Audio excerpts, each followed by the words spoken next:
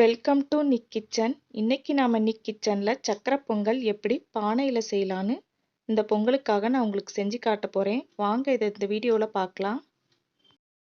சக்கரை பொங்கல் செய்யறதுக்கு தேவையான பொருட்களை நாம இப்ப பார்த்துடலாம். 2 கப் பச்சரிசி எடுத்துக்குங்க.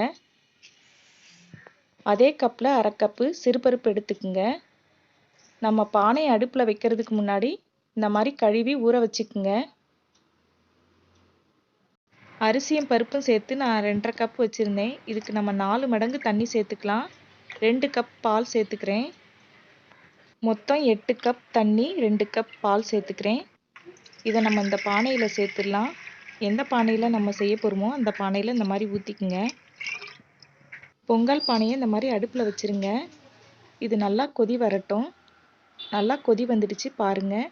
இப்போ ஸ்லிம்மில் வச்சுருங்க. கழுவி வச்சிருக்க அரிசியும் பருப்பையும் இந்த மாதிரி கொதி வந்த உடனே பானையில் சேர்த்துருங்க. எல்லா அரிசியும் பானையில் சேர்த்துட்டு இந்த மாதிரி கலந்து விட்டுக்குங்க. அரிசி போட்டவொடனே தீயை கூட்டி வச்சுக்குங்க. இப்போ பொங்கலுக்கு தேவையான கொஞ்சமாக உப்பு சேர்த்துக்கலாம்.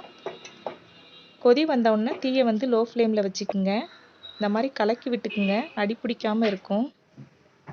சக்கரை பொங்கலுக்கு தேவையான வெல்லத்தை எடுத்துக்குங்க. இந்த மாதிரி பொடி பண்ணி எடுத்துக்குங்க. 3 கப் நான் வெல்லம் எடுத்துக்கிறேன். 1 கப் தண்ணி சேர்த்துட்டு அடுப்பில் வச்சுக்குங்க. பாகுலாம் நம்ம எடுக்க வேணாம். வெல்லம் கரையிற வரைக்கும் அடுப்பில் வச்சுக்கலாம். இந்த மாதிரி கரண்டி போட்டு கலக்கிக்குங்க. வெல்லம் நல்லா கரைஞ்சி கொதி வரட்டும். வெல்லம் நல்லா கரைஞ்சி இப்போ கொதி வந்துடுச்சு. இப்போ நம்ம ஸ்டவ் ஆஃப் பண்ணிடலாம். பொங்கல் பானையை இந்த மாதிரி கரண்டி போட்டு கலந்து விட்டுக்குங்க. ஏன்னா நம்ம பருப்பு சேர்த்துருக்கிறதுனால அடியில் பிடிக்கும். அதனால் இந்த மாதிரி அடிக்கடி கலந்து விட்டுக்குங்க. பொங்கல் முக்கால் பதம் வெந்துடுச்சு பாருங்கள். இப்போ நம்ம தட்டு போட்டு மூடி வச்சிடலாம். ஒரு 5 நிமிஷம் லோ ஃப்ளேமில் வச்சுக்குங்க. பொங்கல் நல்லா வெந்துடுச்சு. இப்போ நம்ம வெல்லத்தை ஃபில்டர் பண்ணி பொங்கலில் சேர்த்துடலாம். ஏன்னா மண்ணெலாம் இருக்கும். அதனால் இந்த மாதிரி ஃபில்டர் பண்ணி எடுத்துக்குங்க. வெல்லப்பாகை சேர்த்துட்டு இந்த மாதிரி நல்லா கலந்து விட்டுக்குங்க. இந்த ஸ்டேஜில் வெல்லம் கம்மியாக இருந்தால் சேர்த்துக்குங்க கூடுதலாக. எனக்கு இது சரியாக இருந்தது. வெல்லம் நல்லா மிக்ஸ் ஆகிடுச்சு. இந்த மாதிரி 4 ஏலக்காவை இடித்து இது கூட சேர்த்து கலந்து விட்டுக்குங்க. பொங்கல் ரெடி ஆகிடுச்சு. இப்போ நம்ம நெய்யில் இதை தாளிச்சிடலாம்.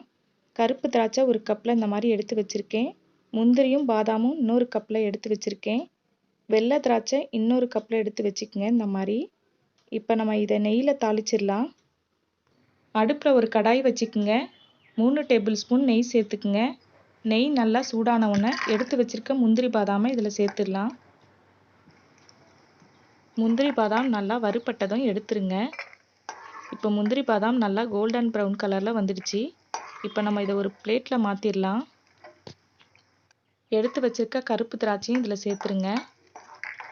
இதையும் நல்லா வறுத்து எடுத்துக்குங்க. இது கூட வெள்ளை திராட்சையும் சேர்த்துக்குங்க. திராட்சை நல்லா வறுபட்டுடுச்சு. இப்போ எடுத்துடலாம். வறுத்து வச்சிருக்க முந்திரி பாதாம் திராட்சையை இப்போ சேர்த்துடலாம். இதை சேர்த்துட்டு நல்லா கலந்து விட்டுக்குங்க. இது கூட நம்ம 1 கப் நெய் சேர்த்துக்கலாம். நான் ஏற்கனவே வறுத்து வச்சிருந்த நெய்யை தான் எடுத்துக்க போகிறேன். நெய் சேர்த்துட்டு நல்லா மிக்ஸ் பண்ணி விட்டுக்குங்க. இப்போ பொங்கல் ரெடி ஆயிடுச்சு. இதை ஒரு பிளேட்டுக்கு மாற்றிடலாம்.